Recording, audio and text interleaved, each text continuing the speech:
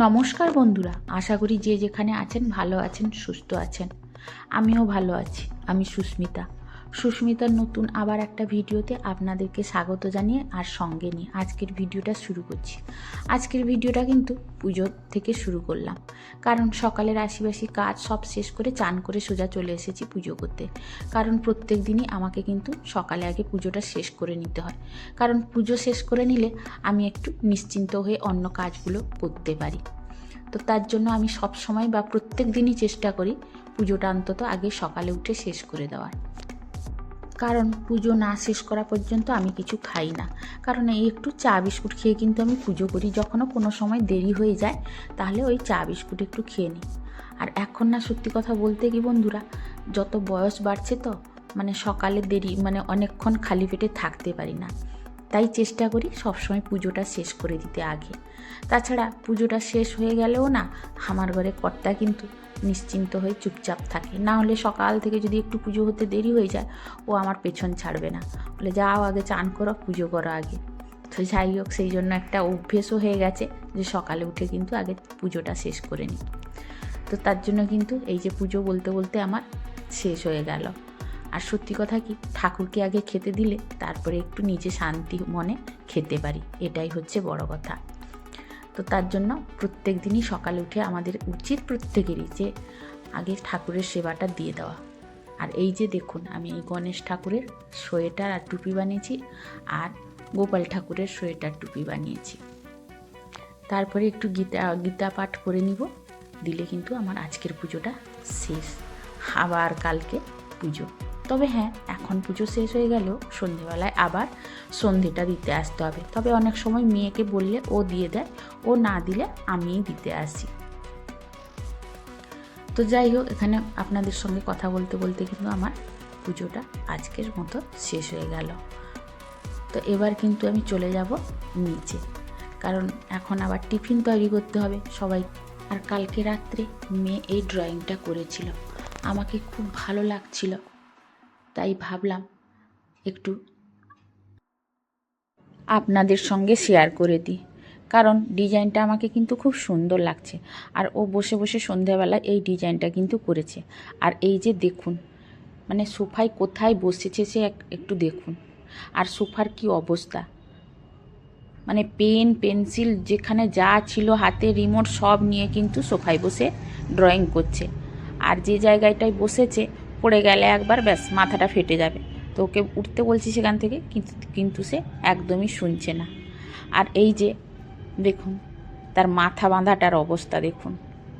যত বলি মাথায় গার্ডার দিয়ে বিনুনি করে বাঁধতে বা ভালো করে একটু বাঁধতে, ও কি করে সব সময় এরকম করে বেঁধে নেয়। এতে কি হবে, যখন মাথা আঁচড়াতে যায় তখন কিন্তু চুল অনেকটাই উঠে। তো যাই হোক, এখন বললে আর শোনে না, যখন ইচ্ছে হয় যাই হয় তাই মনে সে মাথাটা বাঁধে। তো আমি সেই জন্য বেশি কিছু বলি না। তবে এই যে দেখুন, আমার ড্রয়িংটা কিন্তু ও বসে বসে নিজের হাতে যেরকম খুশি করার করছে বসে বসে।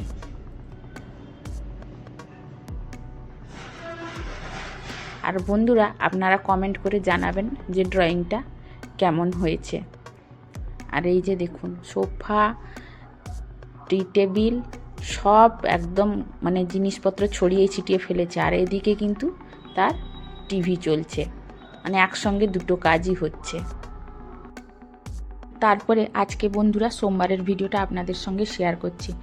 তো আজকে দুপুরে তেমন কিছু রান্না হয়নি, তাই আপনাদের সঙ্গে কিন্তু তেমন কিছু রান্নাও শেয়ার করতে পারলাম না। নিরামিষের উপরে দু একটা তরকারি রান্না করেছি, আর বেশি কিছুই করিনি। তারপরে সকালে চা করে এই যে মা মেয়ে বসে গল্প করে করে চাটা খাচ্ছি। আর মেয়েকে ক্যামেরা করছি বলে ও মুখ দেখাবে না, বলছে আমাকে দেখাবে তুমি, আমি মুখ বন্ধ করে খাবো মুড়ি। তো ও মুড়ি খাচ্ছিল নিচের দিকে করে। তো তারপরে আমি ভাবলাম রান্না করা শেষ হয়ে গেছে, আর কি করব, তো এই যে ঘরের কাজগুলো করে নিই। ভাবলাম রান্নাঘরের উপরের সিলিংটা আর এই ওয়ার্ড্রপের উপরের অংশগুলা যতটা পারবো আজকে কিন্তু পরিষ্কার করে নিব। তাই কাজে লেগে পড়েছি দেরি না করে। ওদিকে তাড়াতাড়ি একটু রান্না করে নিয়েছি, আজকে তেমন কিছু রান্না করিনি, তো তার জন্য তাড়াতাড়ি হয়ে গেছে। তাই ভাবলাম যে দেরি না করে সিলিংটা একটু পরিষ্কার করে নিই। যেহেতু রান্নাঘরে সব সময় রান্না করা হয় বা তেল চিটে হয় না, ওই ফ্যান চললে কিন্তু অনেক সময় দেখি কোথা থেকে যে কি হয়ে যায়, গোটা এদিক সেদিক চারিদিকে কিন্তু এই সিলিংয়ে কালো ছিটে ছিটে দাগ হয়ে যায়। তো পরিষ্কার করে দিলে কিন্তু পরিষ্কার হয়ে যায়। তো তাই জন্য করব বলে আর সময় পাই নাও।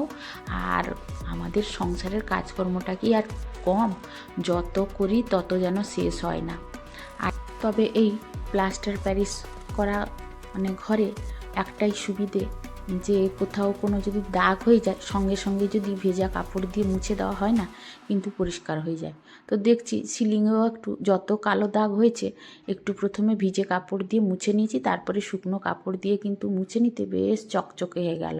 কেউ বলবে না এটা যে 10 বছর আগে কিন্তু রং হয়েছিল, বেশ মানে নতুনের মতো হয়ে গেল। এই যে দেখুন আপনারা, মুছে দিতে বেশ চকচকে লাগছে। তবে একটা জিনিস এই যে আপনারা লক্ষ্য করছেন, এই যে কোণে একটু কিন্তু হাত লেগে গেলে ব্যাস, আমার কিন্তু এগুলো শাঁকা লেগে লেগে এই অবস্থা হয়েছে। মানে একটু লেগে গেলেই রং উঠে গেল, ব্যাস। এটাই আবার একটা খারাপ দিকও আছে। মানে ভালো দিক হচ্ছে ভেজা কাপড়ে মুছে দিলে পরিষ্কার হয়ে যায়, আর খারাপ দিক হচ্ছে একটু যদি প্লাস্টার প্যারিসে কোথাও কোনো জায়গায় লেগে যায়, একটুখানি লেগে গেলেই মোটামুটি সাদা দেখা যাবে রং উঠে গিয়ে। তো যাই হোক, মানুষ শখের বশে কিন্তু অনেক কিছুই করে, তারপরে যে পরিণাম হয় তার, সেটা আমরা এখনও বুঝছি। যে শখে তো করতে ইচ্ছে হয় অনেক কিছুই, তারপরে যখন নিজেদের সেইগুলোকে মেনটেন করতে হয় না, তখন আমরা প্রত্যেক মানুষ বুঝতে পারি। কারণ পুরুষ মানুষ তো ঘর করে দেয়, আর আমাদেরকে যখন পরিশ্রম করে খাটনি দিয়ে করে এই সব পরিষ্কার পরিচ্ছন্ন করতে হয় না, তখন যে কত খাটনিটা হয়, কত পরিশ্রম হয়, তখন একমাত্র আমরাই বুঝি। আর মুছতে মুছতে না আমার কিন্তু ঘাড় ব্যথা হয়ে যাচ্ছে, হাতও ব্যথা হয়ে যাচ্ছে, আবার গলাও শুকিয়ে যাচ্ছে।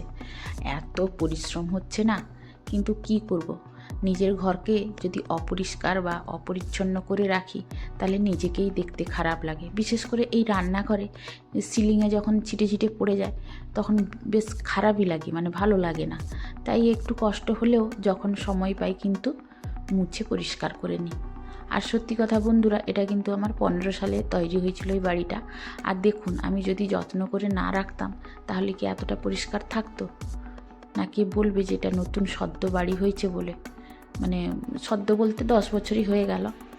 তো দেখুন দেখি পরিষ্কার রেখেছি বলে পরিষ্কার আছে। আমি যদি মনে করতাম না না ধুর তেরি কে এত পরিষ্কার করবে, তাহলে কিন্তু পরপর বাড়িটা নোংরা হয়ে যেত।